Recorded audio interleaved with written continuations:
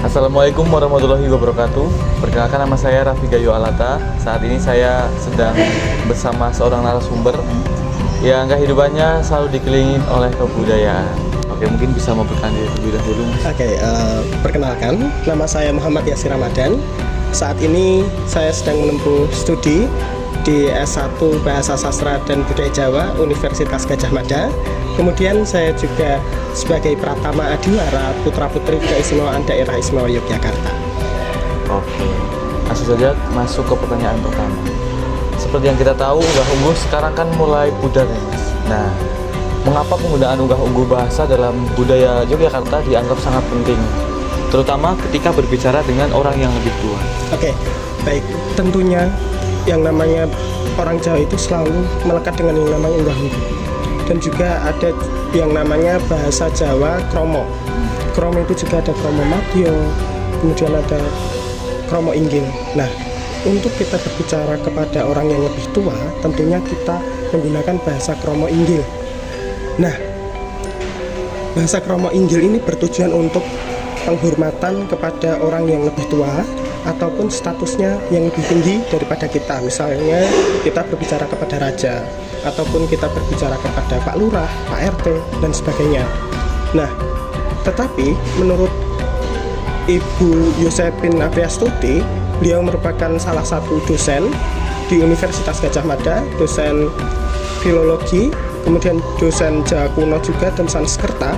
Beliau menyatakan bahwasannya pada era Jawa kuno dahulu, masyarakat Jawa tidak mengenal yang namanya basa kromo. Bahasa krama itu belum ada waktu Jawa kuno. Diperkirakan bahasa Jawa yang memiliki tingkatan tutur itu baru mulai pada Kerajaan Pajang atau Mataram, seperti itu. Oke, jadi sangat penting ya, Mas, kebudayaan ini. Sangat penting sekali untuk era sekarang.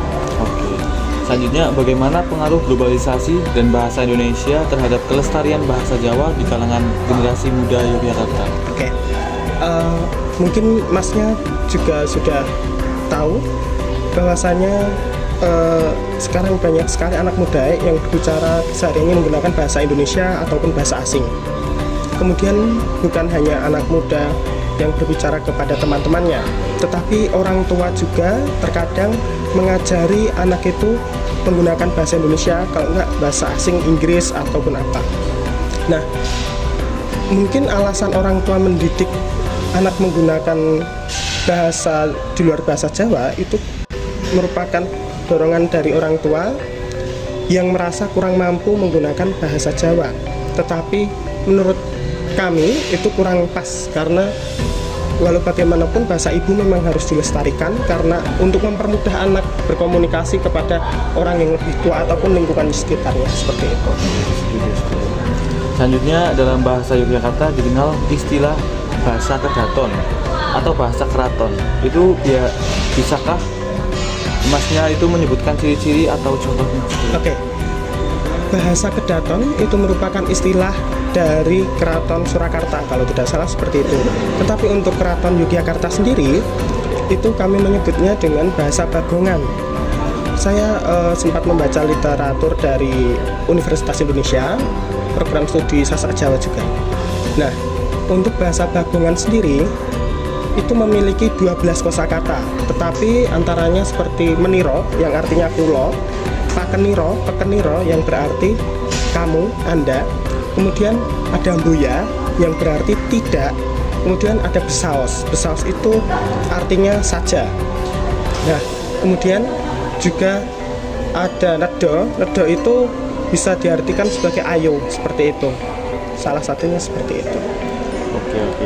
Selanjutnya, dalam bahasa Jawa itu kan dikenal berbagai macam filosofi. Itu ada salah satunya adalah ajining diri sokolati, ajining rogo soko busono. Nah, itu dalam konteks budaya Jawa Yogyakarta itu bagaimana, Mas? Oke. Yang namanya ajining diri sokolati itu bisa kita ibaratnya bisa kita terjemahkan atau kita maknai sebagai bahwasanya orang itu ingin dihargai itu dari omongannya. Misal mempunyai janji, ya bagaimana kita sebisa mungkin menepati janji itu.